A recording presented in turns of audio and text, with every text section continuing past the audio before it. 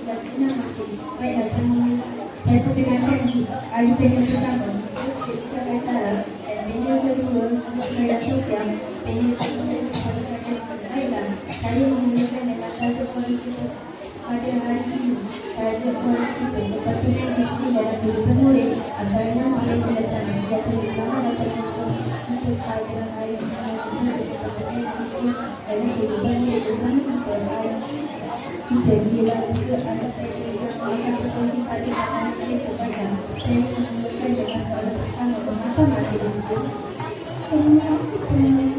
Tapi kenapa saya meskipun dimasukkan peraturan dengan sesuatu contohnya dapat sekolah tapi pada masa dan niatkan ke sekolah. Terima kasih. Soalan saya bertanya, mengapa disebut penting kepada murid?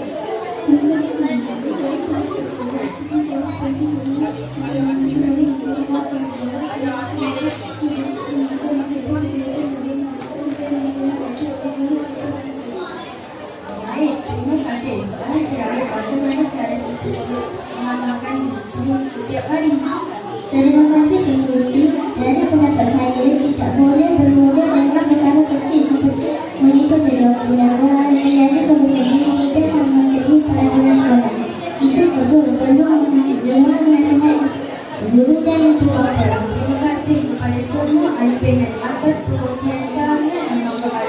Sebagai kesimpulan, disiplin merupakan kunci kejayaan dalam kehidupan kita sebagai murid. Sekian saja untuk pada hari ini. Saya saja, terima kasih.